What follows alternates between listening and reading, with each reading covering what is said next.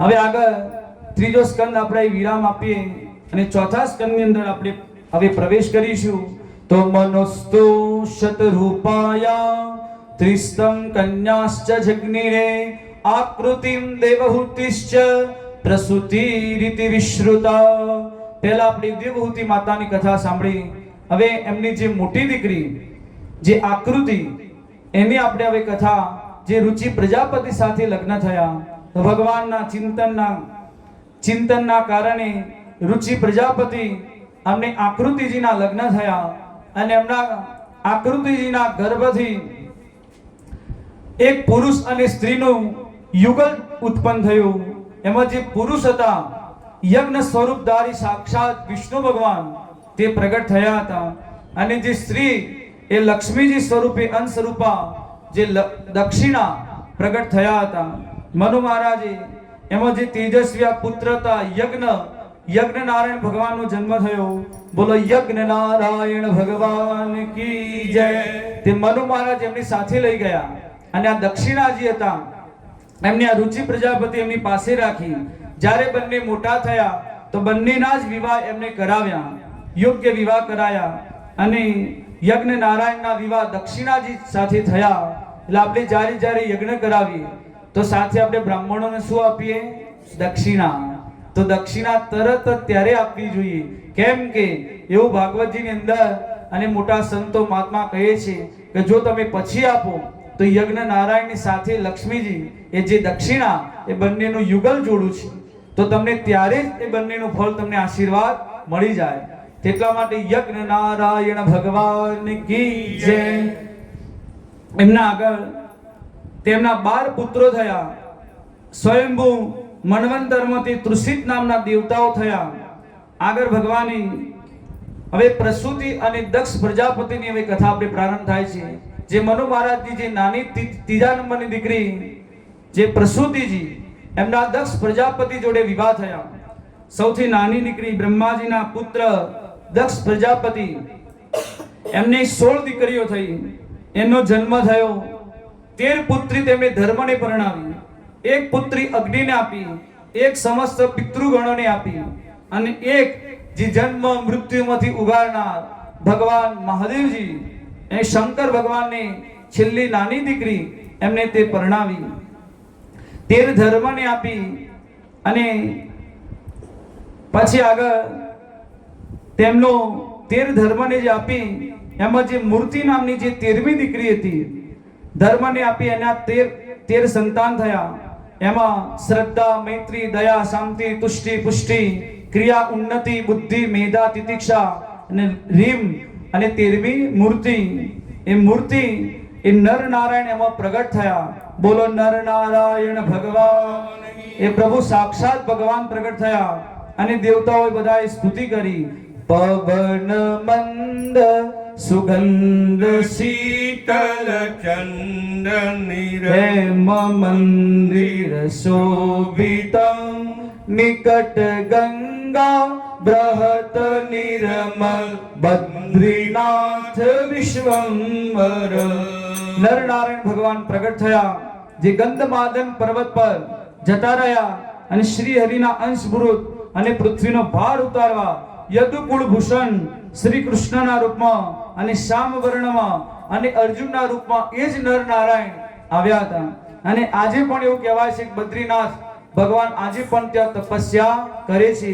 એટલો બધો ઠંડો પ્રદેશમાં રહે છે તો પણ ભગવાનની મૂર્તિ પરથી પરસેવો નીકળે. એટલું બધું તપનો એમનો પ્રભાવ છે બદ્રીનાથ ભગવાનને. 6 મહિના મંદિર બંધ રહે તો પણ નારદજી, કુબેરજી, ઉદ્ધવજી આ બધા તો દીવો અને પૂજા સતત તે કરતા રહે છે.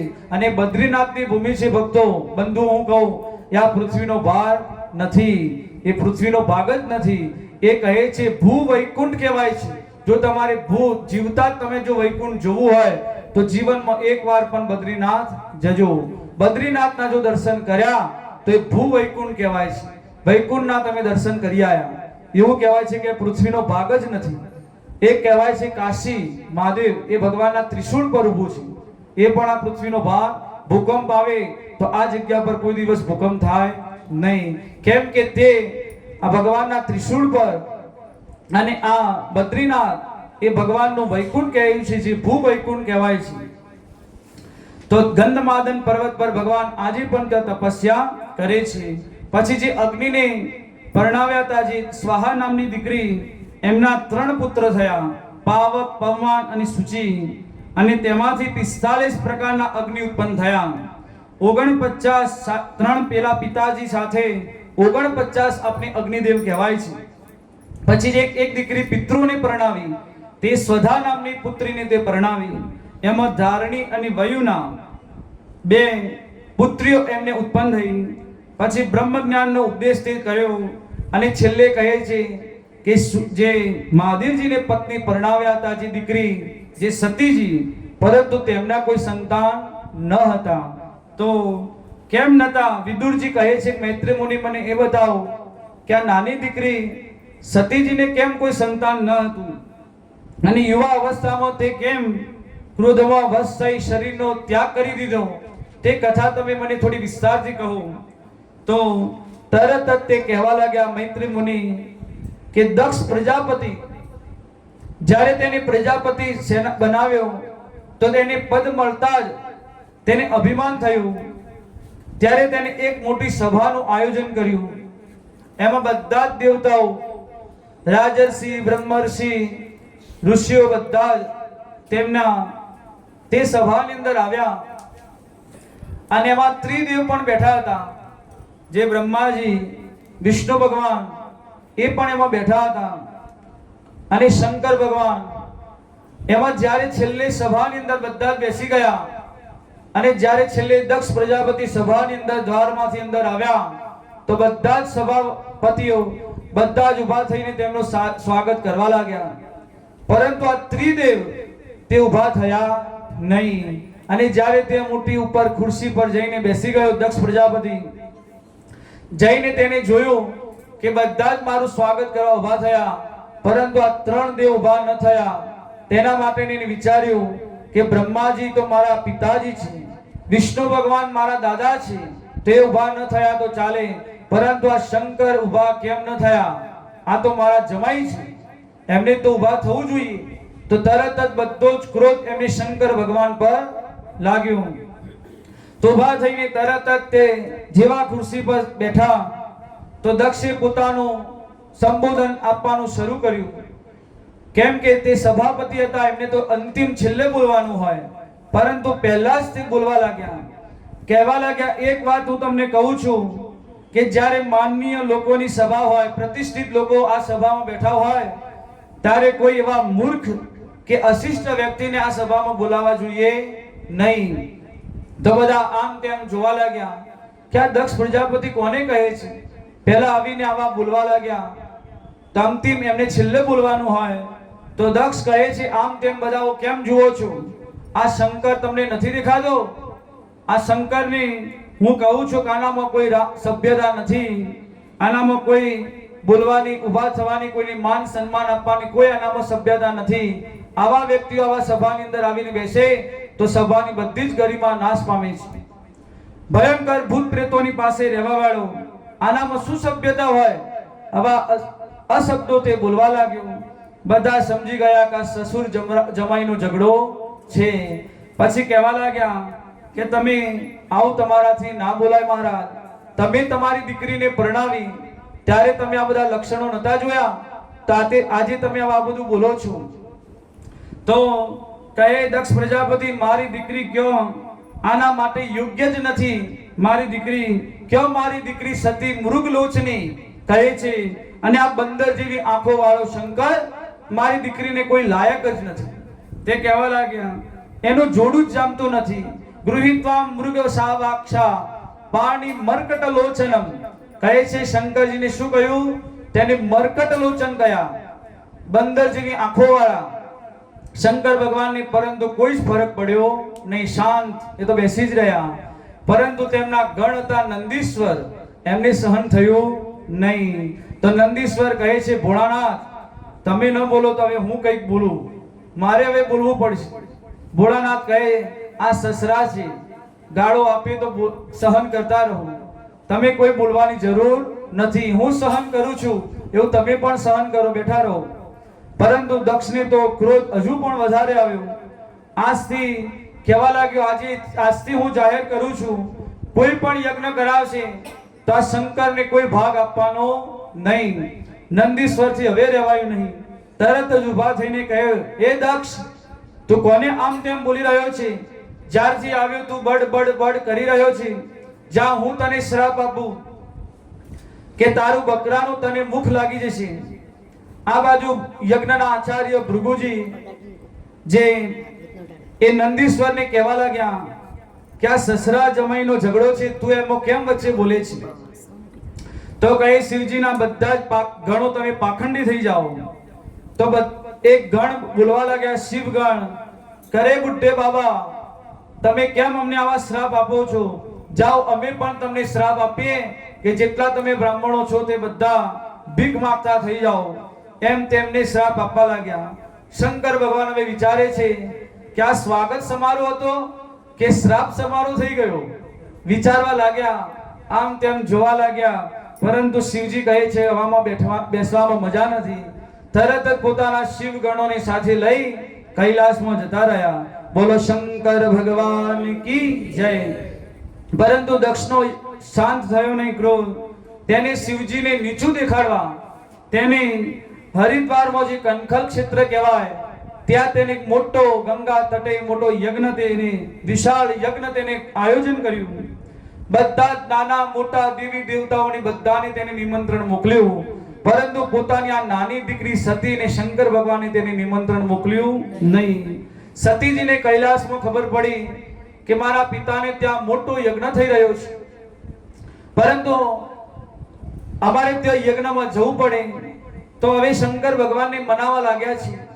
કહે છે કે ભોળાનાથ, આ મોટો યજ્ઞ મારા પિતાને ત્યાં છે, તો આપણે ત્યાં યજ્ઞમાં જઈએ. શંકર ભગવાન કહે, બોલો સાંભળો દેવી, ત્યાંથી કોઈ આમંત્રણ, કોઈ ચિઠ્ઠી આપણને આવી નથી, અને ચિઠ્ઠી વગર ન ત્યાં આપણે યજ્ઞમાં જવાય. તો સતીજી કહે છે, ઘણા મોટા મહોત્સવમાં જ્યારે પોતાના જ વ્યક્તિઓ હોય તેને કદાચ આમંત્રણ આપવાનું રહી જાય તો એમાં આપણે કોઈ ચિંતા ન કરવી જોઈએ. આપણે એમના ઘરના જ છીએ એવું સમજીને આપણે જતું રહેવું જોઈએ. તો શંકર ભગવાન કહે છે, ના દેવી, નાના મોટા બધા જ દેવી દેવતાઓને તેમને આમંત્રણ આપ્યું છે, પરંતુ મને તેમને આમંત્રણ આપ્યું નથી. અને મને કેમ નથી આપ્યું તે પણ તમે આજે વાત સાંભળી લો. તો એ દિવસની વાત શંકર ભગવાન આજે તે સતીજીને કહે છે. જો આજના વ્યક્તિ હોય અને પિતાના ત્યાં અપમાન થયું હોય જમાઈનું, તરત જ ઘરે આવીને કહે, તારા પિતાએ આવું બોલ્યા, આજે મને અપમાન કર્યું, તરત જ બોલવા લાગે. પરંતુ આ તો શંકર ભગવાન હતા જે ઝેરનો ટુકડો પણ ગળી લે, ઝેર પણ પીવે છે, જે એમને અંદર સહન કરવાની પણ એટલી શક્તિ છે એમનામાં. તો આજે તે સતીજીને કહે છે કે જે સ્વાગત સમારોહ એમનો હતો, હું ગયો હતો, પરંતુ હું બેસી રહ્યો, મારું ધ્યાન ન હતું, ક્યારે આવી ગયા અને હું એમાં ઊભા નથી થયો. તો એ એમને ખોટું લાગ્યું અને તમારા પિતાજી એટલી બધી એ વખતે મારું અપમાન કર્યું અને એટલું બધું ન બોલવાનું બોલ્યા અને કહે શંકરને કોઈ ભાગ પણ નહીં આપી એવું પણ તેમને કહ્યું. અને આજ તે મને બતાવવા માટે એમને આ યજ્ઞનું મોટું આયોજન કર્યું છે અને બધાને આમંત્રણ આપ્યું, પરંતુ આજે મને આમંત્રણ એમને નથી આપ્યું.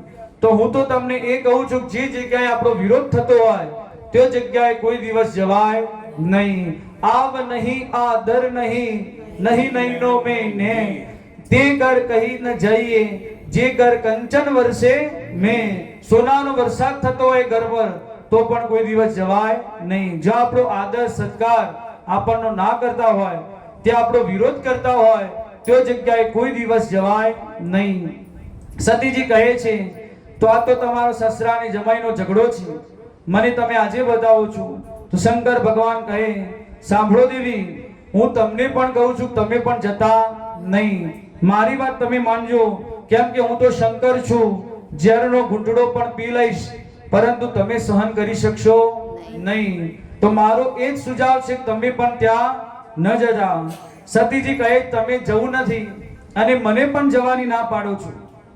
શંકર ભગવાન કહે કે હું તો તમને જે કહ્યું, તમારે હવે જે કરવું હોય એ પ્રમાણે તમે કરો, કેમ કે પિયરમાં જવાની કોઈ દેવીને ના પાડો. તરત જ તેનો મૂડ ખરાબ થઈ જાય. તો તરત જ સતીજીને કહ્યું તમારે જે કરવું હોય. તો સમજી ગયા શંકર ભગવાન કે હવે અમને મોકલવામાં પણ ભલાઈ છે. તો સતીજીએ જવાની તૈયારી કરી. શંકર ભગવાન એમના શિવ ગણોને પણ થોડા સાથે મોકલ્યા. અને આ બાજુ દક્ષના યજ્ઞમાં હવે સતીજી આવી રહ્યા છે. જેવા અંદર યજ્ઞના અંદર આવવા લાગ્યા તો જે બધી બહેનો એમની હતી હસવા લાગી, એમને બોલાવા લાગી અને બધી આમ તેમ તેમને સંભળાવા લાગી કે સતી તને તો આમંત્રણ નથી આપ્યું, તો તું કેમ આવી છે? પિતાએ તને આમંત્રણ નથી આપ્યું, અમે સાંભળ્યું હતું. તો પણ સતીજી કઈ બોલતા નથી. આમ તેમ બધે નજર કરે છે. પરંતુ એમના બાજુમાંથી એમના પિતા દક્ષ પ્રજાપતિ પણ નીકળ્યા, પરંતુ સતીજીને એમને બોલાવ્યા નહીં. અને સતીજીએ એમની સામે જોતા રહ્યા, પરંતુ સમજી ગયા પિતાજી મને બોલાવ્યા નથી. આમ કરતા જો બધા કરતા જે છેલ્લા એમના માતાજી હતા, જે પ્રસૂતિજી એમના માં, એ જ ચિંતા કરતા બેઠા હતા કે આટલો મોટો યજ્ઞ મહોત્સવ છે, બધી દીકરીઓની જમાઈ આવ્યા છે, બધા દેવી દેવતાઓ આવ્યા છે, પરંતુ મારી જે નાની દીકરી મારી સતી નથી આવી. આનો જે મોટામાં મોટું જે દુઃખ હતું તેમની માતા પ્રસૂતિજીની હતું.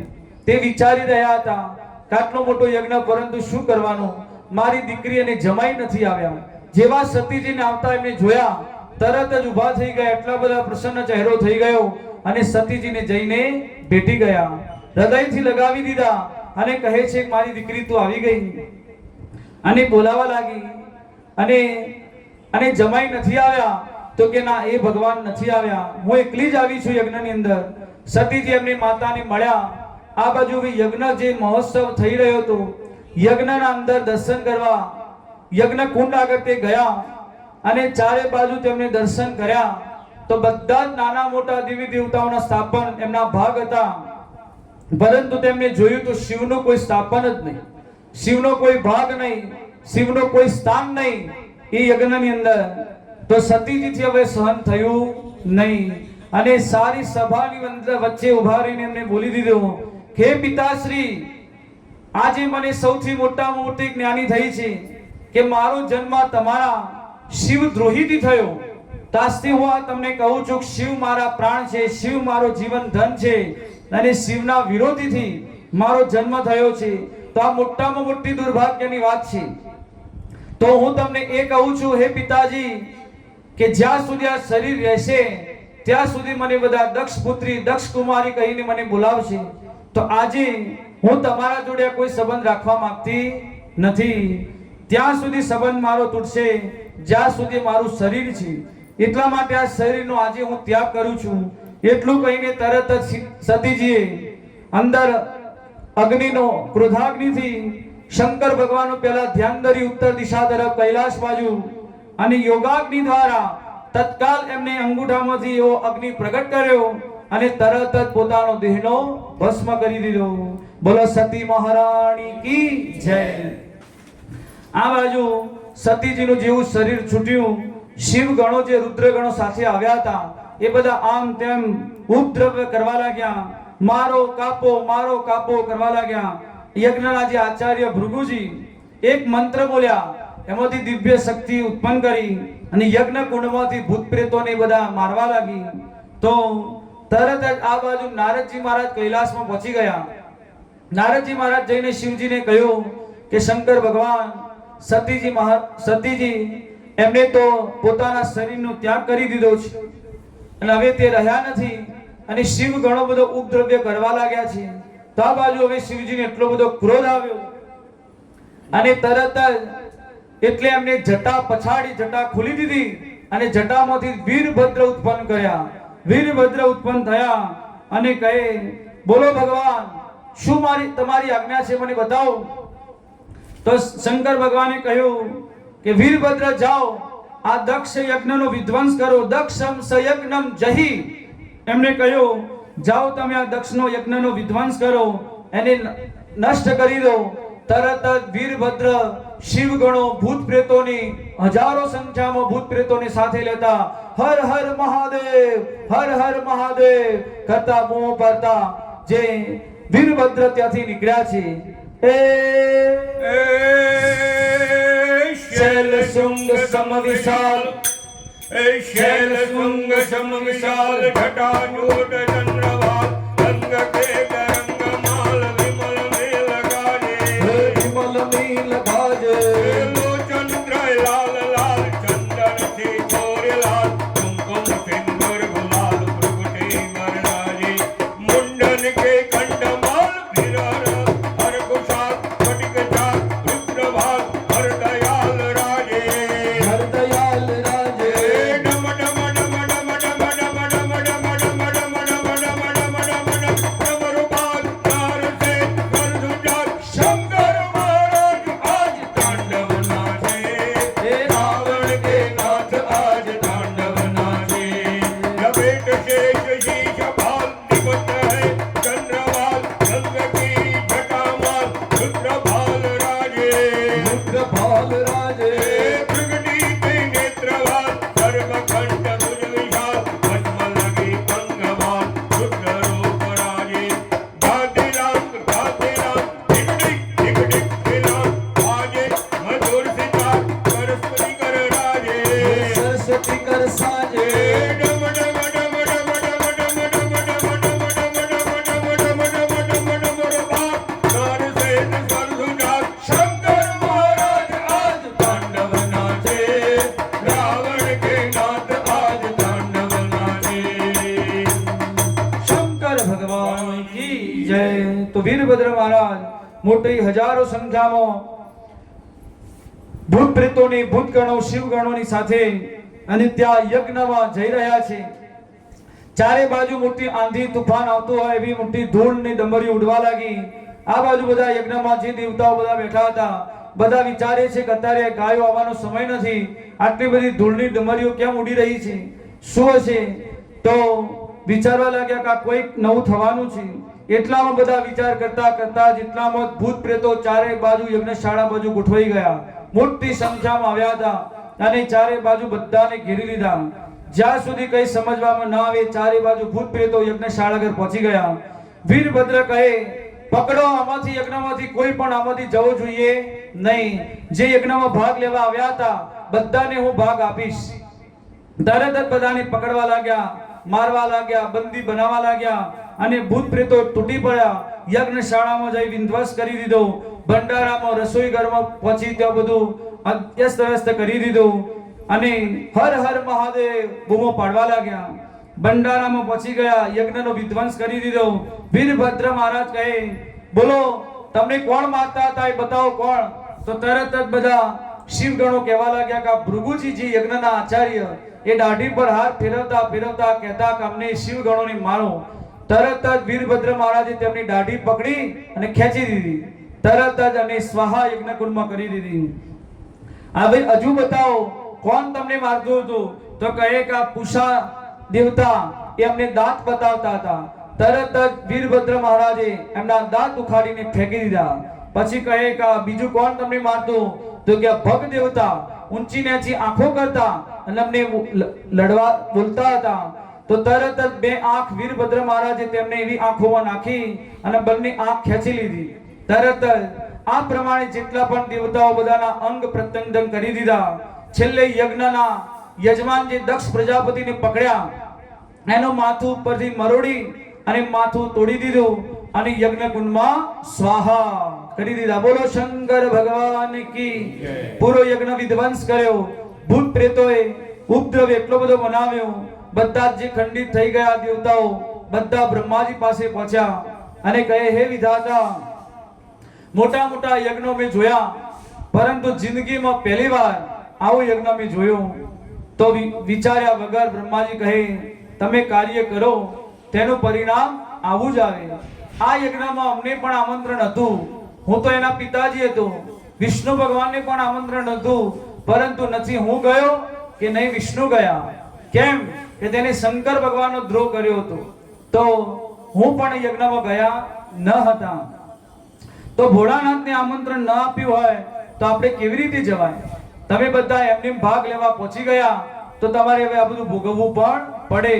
પરંતુ બધા દેવતાઓ કહે, જે થયું પરંતુ તમે અમને જિંદગીમાં અમે કાન પકડી લીધા, આવી બીજી વાર ભૂલ નહીં કરીએ. પરંતુ તમે અમને કંઈક આમાંથી સારું થયું કરી આપો. બ્રહ્માજી કહે જેનો અપરાધ કર્યો છે તેની પાસે જાઓ. તો બધા દેવતાઓ કહે એમની પાસે તો ભાગતા ભાગતા અમે આવ્યા. એ શંકર ભગવાન પાસે જવાની અમારામાં કોઈ એવી શક્તિ નથી અમે જઈ શકીએ. તો બ્રહ્માજી કહે કે તમે હજી શંકર ભગવાનને ઓળખતા નથી. એ જેટલા ક્રોધ કરે એટલા ભોળા પણ છે. એ નારાજ થાય એવા પ્રસન્ન પણ ઝડપી થઈ જાય છે. તો તમે હજી શંકર ભગવાનને ઓળખતા નથી. તો બ્રહ્માજી કહે તમે અમારા સાથે ચાલો. તો બ્રહ્માજી આગળ રહ્યા, બધા દેવતાઓ સાથે લઈ અને કૈલાસમાં ભગવાન પાસે પહોંચ્યા. બધા કૈલાસમાં પહોંચીને ભગવાનને બે હાથ જોડી અને સ્તુતિ કરે છે. કર્પૂર ગૌરમ કરુણાવતાર સંસાર સારમ ભુજગેન્દ્રહાર સદા વસંતમ હૃદયારવિંદે ભવમ ભવાની સહિતમ નમામિ.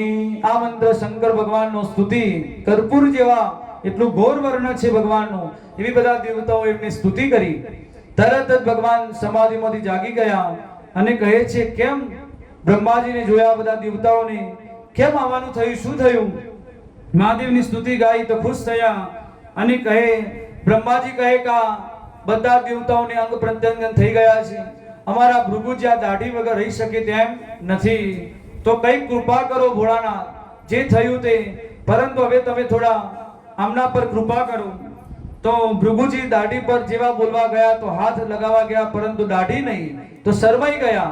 તો બ્રહ્માજી જ્યારે કહ્યું તો શંકર ભગવાને કહ્યું કે હવે પૂરી દાઢી તો નહીં આવે, પરંતુ બકરા જેવી દાઢી થોડી થોડી આવશે. તો એમ કરતા એમને આશીર્વાદ આપ્યા. પછી એટલામાં ભૃગુજી પછી જે પુષા નામના દેવતા એ કહે મારા તો દાંત તૂટી ગયા છે પ્રભુ, કંઈક કરો, હું ભોજન કેવી રીતે કરું? મહાદેવજી કહે પીરસેલું અન્નને રાબ બનાવીને પી જજો, હવે તમારી દાંતની જરૂર પડશે નહીં. ભગ દેવતા કહે મારી બંને આંખો તૂટી ગઈ છે, હું કેવી રીતે જોઉં? તો કે તમારા મિત્રની દ્રષ્ટિથી તમે બધાને જોઈ શકશો, જાઓ મારા આશીર્વાદ.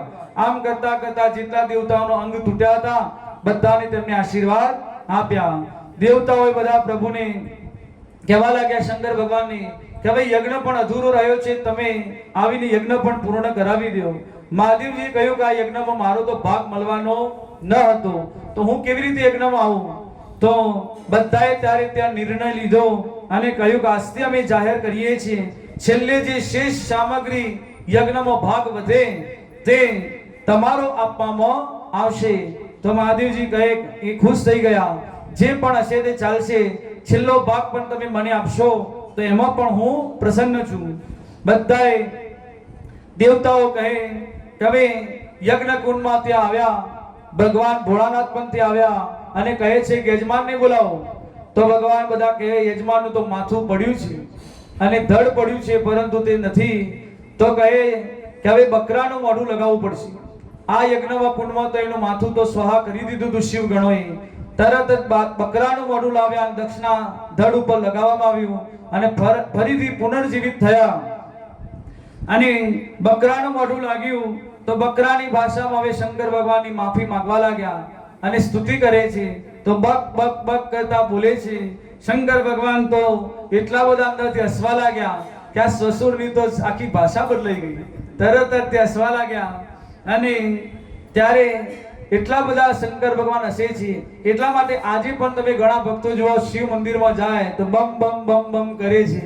આ એમના સસરા એમને યાદ આવી જાય છે અને શંકર ભગવાન પ્રસન્ન થઈ જાય છે, એટલે ભક્તો બધા બમ બમ કરતા હોય છે. તો શિવની પૂજા કરતા ભક્તો બમ બમ બોલે છે, બોલો શંકર ભગવાન કી જય. અને ત્યાં જ વખતે યજ્ઞશાળાની અંદર શ્રી હરિ પણ ભગવાન પ્રગટ થયા. નારાયણ ચતુર્ભુજ સ્વરૂપમાં ભગવાન આવી ગયા અને બધા જ દેવતાઓ નારાયણની પણ વંદના કરી. ભગવાને કહ્યું કે હું તમને એક સંદેશ આપવા માંગુ છું. બધાને સમજાવતા કહ્યું કે જો એક શાંતિથી વાત તમે સાંભળો, આ શંકર ભગવાનમાં અને મારામાં જો ભેદ રાખશે, શંકર ભગવાનમાં અને મારામાં જો કોઈ ભેદ રાખશે તો એની કોઈ દિવસ એની સાધના સફળ થશે નહીં. શિવદ્રોહી મમ દાસ કહાવા, સો નર મોહી સપને હું બાવા. કહે છે કે મારામાં જો મારા સાથે વેર કરે અને શંકરની પૂજા કરે તો પણ એને સફળ થવાની નથી, અને શંકર ભગવાનની પૂજા કરીને મારા પ્રત્યે જે વેર કરે તો પણ એનો કોઈ દિવસ સફળ થવાની નથી. ઘણા ભક્તો આપણે એવા હોય કે શંકર ભગવાનને માને, શ્રાવણ મહિનો આવે, શિવરાત્રી આવે તો ખૂબ શિવજીની આરાધના કરે, પરંતુ એમ કહે કે અમે વિષ્ણુ ભગવાનને માનતા નથી, અમે રામજીના દર્શન કરતા નથી, અમારા તો શિવ સિવાય કોઈ નહીં. તો આ એમની કોઈ દિવસ સાધના સફળ થતી નથી. એ હજુ અજ્ઞાનમાં જ રહેલા છે, એમને ખબર પડતી નથી. અને જે વિષ્ણુના ભક્તો હોય, જે રામજીના દર્શન કરવા જતા હોય, નારાયણના દર્શન કરતા હોય, એકાદશી કરતા હોય, પરંતુ જો મનમાં એવો ભાવ રાખે કે અમે શંકર ભગવાનને માનતા નથી, અમે શંકરના મંદિરમાં પણ ન જઈએ, શંકર ઓમ નમઃ શિવાય પણ ન બોલીએ, તો એમની પણ કોઈ દિવસ સાધના સફળ થતી નથી. કેમ કે બંને અરસપર, બંને ગુરુ છે. શિવસ્ય હૃદયમ વિષ્ણુ, વિષ્ણુસ્ય હૃદયમ શિવમ. તો બંને અરસપરસ એમના ઈષ્ટદેવ છે. શિવજીના હૃદયમાં રામજી અને રામજીના હૃદયમાં શિવ સદાય માટે રહેલા છે. બંનેમાં કોઈ ફરક નથી, બંને એક જ છે, કોઈ ફરક નથી.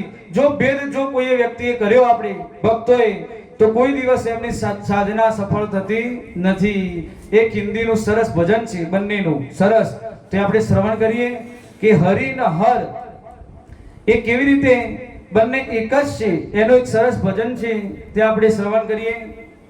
હરિ હર એક દોનો એ નહીં वो कम नहीं वो कम.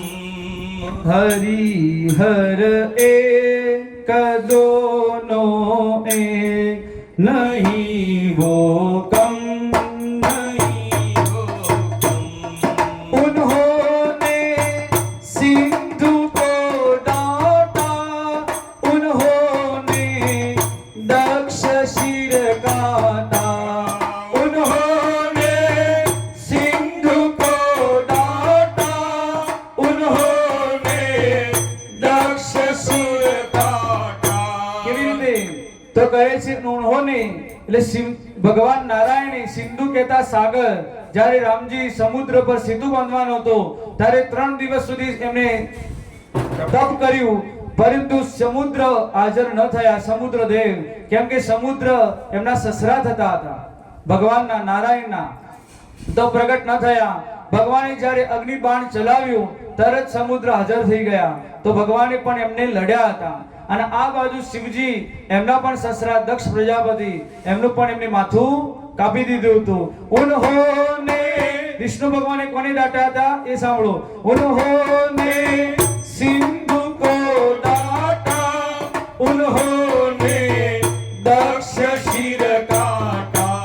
સસુર અપમાન કરને में, ससुर अपमान करने में नहीं वो कम नहीं वो कम. બંનેમાં કોઈ કમ નથી, શંકર ભગવાન કે વિષ્ણુ ભગવાન, નહીં वो कम नहीं वो कम.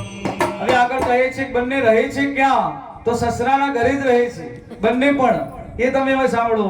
वो रहते हे हिमालय में, वो रहते क्षीर सागर में, वो रहते हे हिमालय में, वो रहते क्षीर सागर में. જ્યારે સતી મહારાણીને જ્યારે એ મૃત્યુ પામ્યા, બીજા એમના લગ્ન થયા શંકર ભગવાનના. કોના?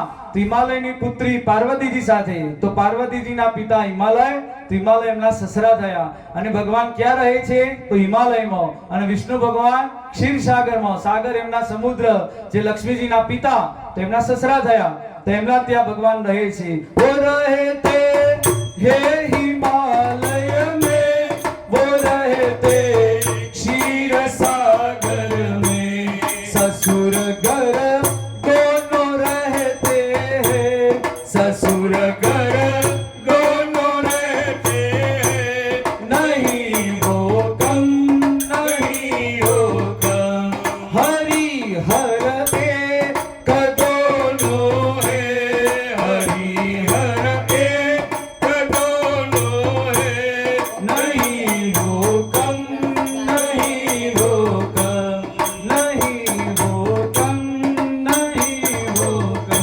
શંકર ભગવાન કી જય. તો બંને એક જ છે, હરિ કહો કે હર કહો, કોઈ એમાં ભેદ નથી. પરંતુ આપણે ભક્તો અંદર ભેદ રાખતા હોઈએ છીએ. પરંતુ ભગવાને નારાયણે એ જ બોધ આપતા કહ્યું, આ કથાનો બોધ એ જ છે શંકર ભગવાનનો આ કથાનો, કે જો તમે ભગવાનમાં નારાયણમાં શંકર ભગવાનમાં કોઈ દિવસ ભેદ રાખતા નહીં. આગળ મનુ મહારાજને જે પુત્રીઓને ત્રણેય પુત્રીઓને આપણે આ કથા શ્રવણ કરી.